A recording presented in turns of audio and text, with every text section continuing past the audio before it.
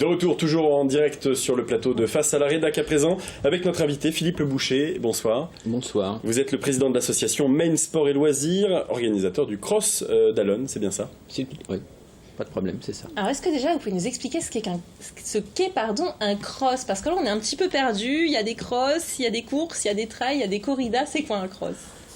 Par rapport à la corrida, sachez que c'est une course qui se court à travers la ville, donc c'est généralement dans les centres-bourgs. Bon, le cross-country, c'est ce qui existait effectivement il y a très longtemps, c'est la course à travers champs.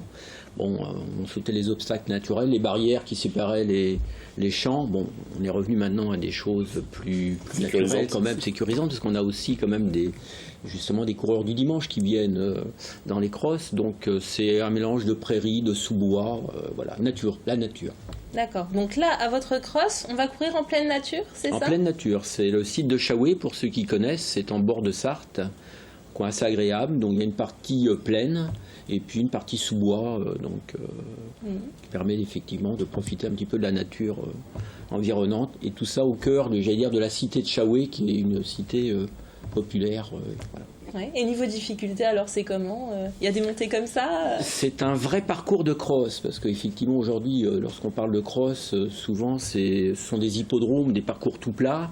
Là, on a effectivement un parcours qui est réputé pour avoir une côte, qui fait souvent la différence. Et puis qui dit côte dit aussi des descentes très techniques.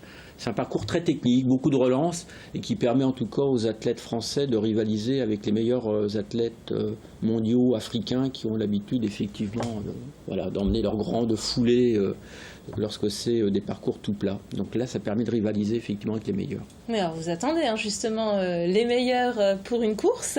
Expliquez-nous un petit peu où c'est qu'on va retrouver tous ces athlètes. Alors le Cross d'Allonnes, c'est un mélange de courses à la fois populaires, c'est-à-dire ouvert à tout le monde, et puis il y a les courses qui sont réservées aux licenciés de la fédération. Et parmi ces courses-là, on a deux courses dites d'ESA, c'est-à-dire donc le Gotha du sport à la fois féminin et masculin. Et nous aurons donc cette année la sélection pour les championnats d'Europe dans la course masculine, avec tous les meilleurs champions français. Il va en manquer qu'un seul au départ, mais sinon ils seront tous présents à Allonnes. C'est la première et la seule fois en France où vous aurez tous les champions français qui seront confrontés à une grosse délégation étrangère. Donc vous les aurez tous au même endroit, en même temps, dans la même course. Alors il y a d'autres courses qui sont, elles, par contre, destinées vraiment aux coureurs du dimanche, comme vous disiez, un petit peu même aux débutants, si je peux dire. Oui, il y a ceux qui sont un petit peu habitués. Alors on dit coureurs du dimanche, il y en a quand même qui s'entraînent quelques fois dans la semaine. Donc on les retrouvera certainement sur la nouveauté de cette édition, qui est le 10 km qu'on vient de mettre en place, qui partira de la place de l'Éperon pour rejoindre le site de Chaoué.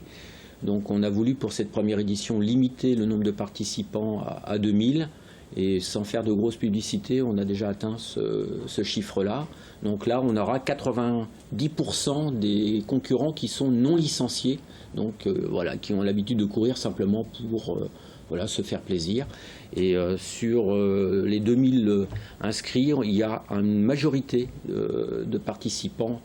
55% de féminines qui se sont inscrites à cette nouvelle course. Oui. Et alors, quelles sont les autres nouveautés de cette édition 2016? Alors, on a voulu placer cette édition 2016 sous le signe de la solidarité. Le Cross d'Allonnes est une épreuve un peu particulière, c'est-à-dire que depuis tout le temps, on essayait d'y développer aussi et de rester fidèle à certaines valeurs.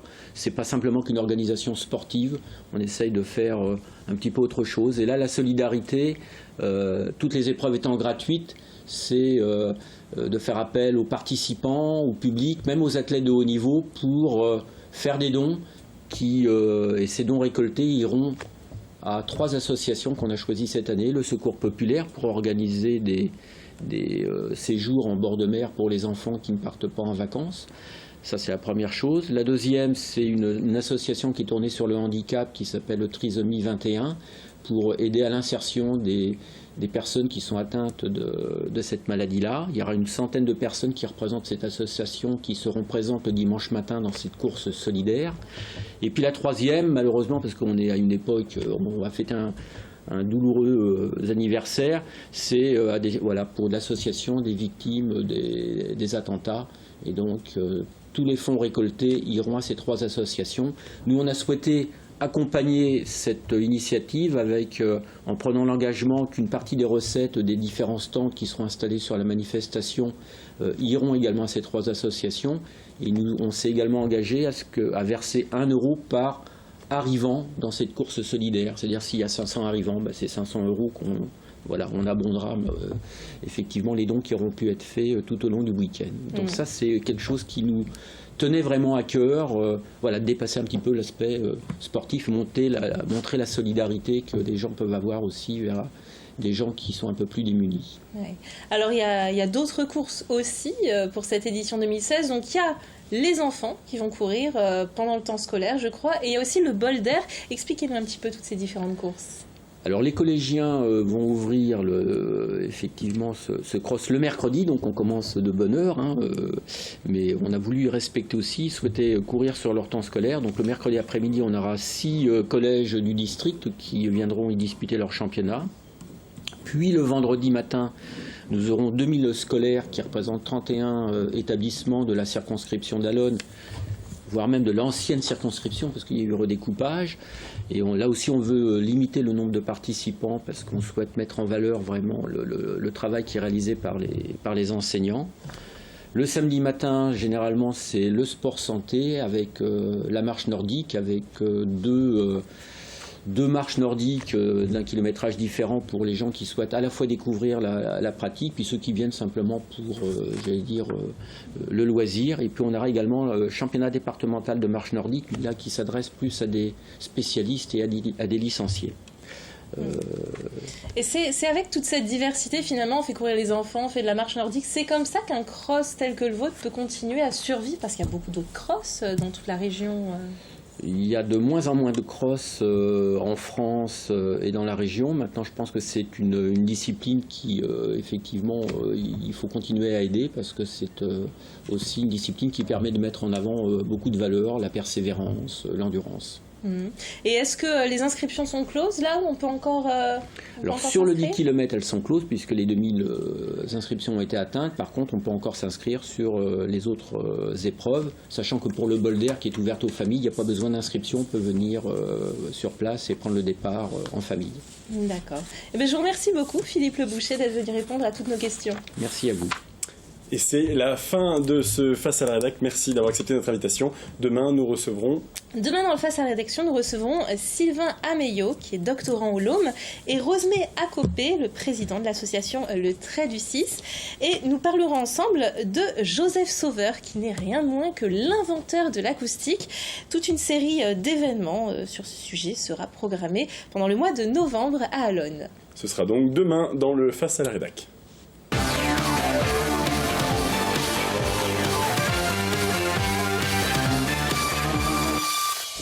Et c'est la fin de cette émission, mais avant de se quitter, coup d'œil sur votre soirée de demain. Après 18h15, ce sera, comme chaque mardi, Bocal Local présenté par Julien Sénéchal.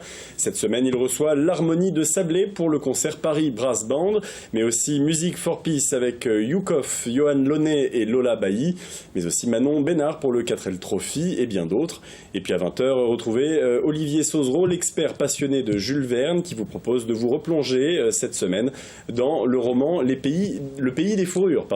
Voilà, c'est la fin de cette émission. Tout de suite, c'est Sport Weekend. Nous, on se retrouve demain à et pour 18h15. Merci de votre fidélité. À demain.